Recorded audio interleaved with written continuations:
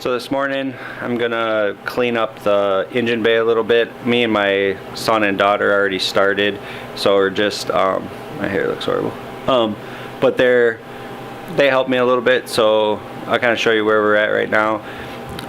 Getting some of the seam sealer off the edges, and then I'll probably fill it with body filler. I wasn't able to get to the paint store in time yesterday to get primer. So I probably won't sand it this video just because I don't want to sand it and let it rust right away. It's been really cold again, like single digits, so it's not really warm enough to paint yet. But this is basically where we're at today. So we got this seam sealer kind of started, and I'll show that a little bit later in the video, and then got the reservoir for the clutch master. Got a new clutch, like S2000 style clutch master on the way, so it will not have the separate reservoir up here. It will just be right there. So my brake booster is a question, so if anybody in the comments, you know, I'm gonna be probably tracking this car more so than I used to, because with a turbo it's definitely not going to be super responsive to autocross. So I might do more track days with it. So I don't know if I should upgrade that to maybe a 1-inch. I think it's a 15/16 right now because I have an EX model. I'm pretty positive it's 15/16. So yeah, if anybody in the comments below has any like any experience with the 1-inch. I still have stock brakes though, so I don't know if it would really matter. I just have better pads and rotors on it. But if you guys could let me know below what you think about a 1-inch, and then maybe doing like Type R calipers, or I was even thinking the Legend 2-piston calipers for this year. But then we got all this stuff taken off the firewall. I gotta start cleaning it, and then over here we got, you know, a little bit of that seam sealer left right there, if that will focus. Oh, wrong way. There we go. So all of that is cleaned off real nice. So this, I was thinking about coming back in here with some body filler, and I'll fill this in so it's real smooth transition to the shock tower here. I don't know if you watch anybody else's videos, but one of the reasons I'm doing it on this car, even though this car seems rough, is these shock towers are actually in really good shape. A lot of times these rust out right here, like on these corners. Even this back corner, you can see there's a little bit of surface rust on it, but it's not really that bad. But yeah, so that's the plan for today, is try to get all this seam sealer, or as much of it, off as I can. Maybe get the last few things off the firewall, and then try to figure out where I'm going to go with it all. I don't really want to disconnect it all if I don't have to. If I can just bend some of these hard lines down, maybe take that bracket off right there. Take that bracket off right there to get these hard lines to droop a little bit, and just cover them up. Probably going to need a new brake line here. This one's pretty rusted. My rears are already new, so these two greener ones, I've already replaced the rears on this car, so I'll probably just make new brake lines for the front as well, so that they're new, just like everything else. So pretty much everything underneath here should be new. I hope by the time I'm done here, hopefully by the end of the month, we'll have an engine back in here. So there's a little bit of an update, and now I'll walk you through the seam sealer process. So for the seam sealer, I'm using a wire brush on a drill, and you can see, like right here, I don't really have any black left that you can see, but right underneath here there's a little black left. But basically just running this right along here to cut that seam sealer out, just so that's a little smoother in the bay. So then I can come back in and fill this in with body filler, to make sure that it is smooth, like a smooth transition here. So on this side I still got some black, so you can see it, but you just kind of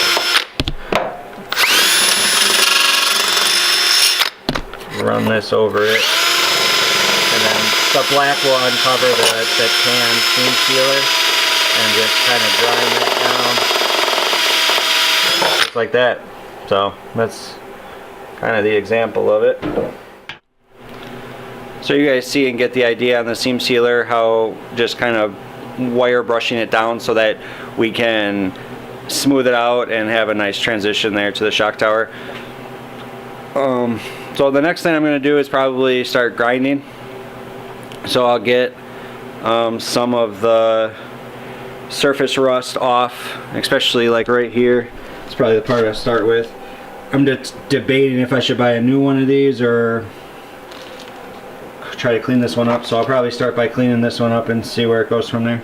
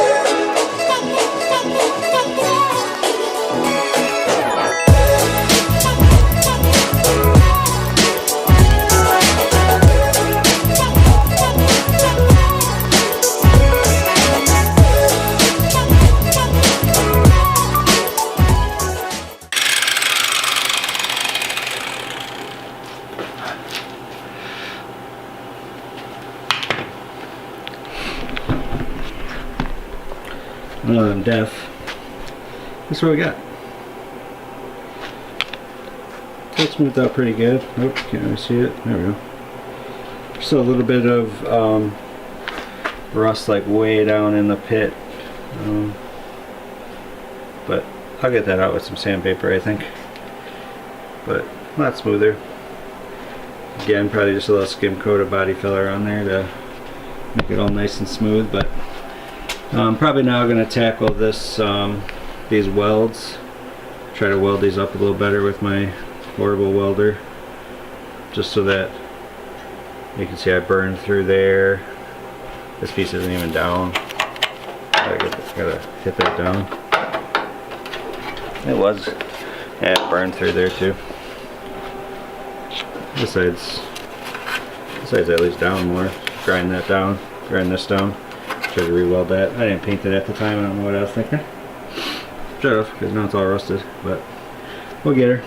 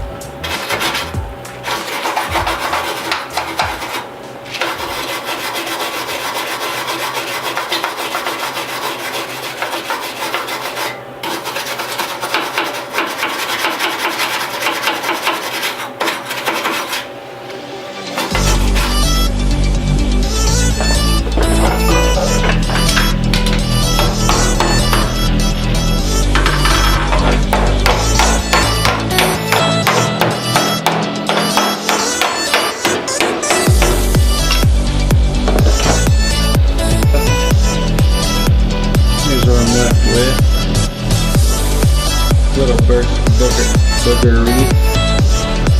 But not too bad, I guess. Kinda. There's the Harbor Flight welder there. Let's see under there really good, but there's a big pile of it, so I'll grind all that down smooth. Well, that just might be the nicest Harbor Freight bead I ever laid. Just pulling up nicely on that guy. Now that splatter on there. Get that off the, maybe that wire brush. Of course, there it is. Isn't that how it always works? There it is. Middle of this one today. How did it get all the way over there? I was just using it over here. There it is. What the? Alright. No, whatever. Get that cleaned up though. This will be good. Grind this down. We'll be all set and move on to the other side.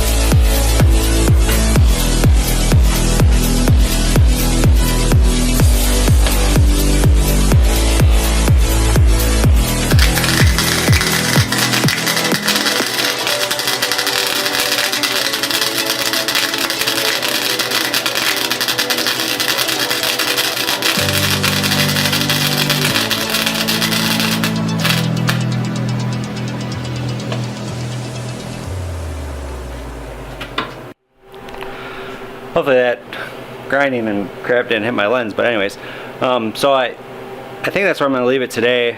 Next week I'll get the primer and stuff, going out of town for a few days, so I won't be able to work on it, but whoop, there you go, dizzy guy, sorry.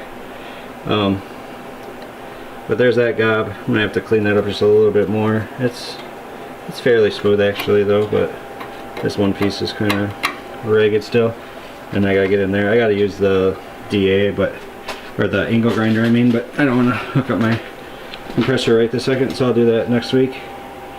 And then this side actually turned out I think better, but same thing. I'll clean it up a little bit with the DA, or the angle grinder, and get it all smoothed out, maybe put a little body filler on top of it.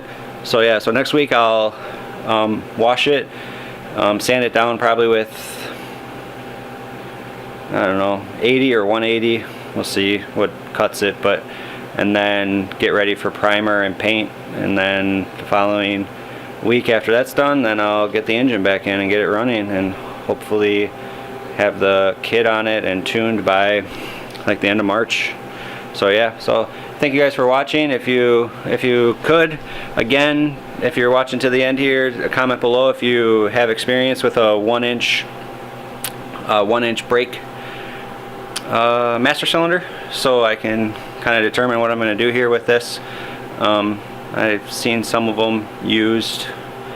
I don't think I'm going to be able to go and get one anywhere around here in any yard here. They probably don't. We really don't have like a ton of Hondas in our junkyards like some of them I see online. You guys are lucky. You get a ton of cars to choose from.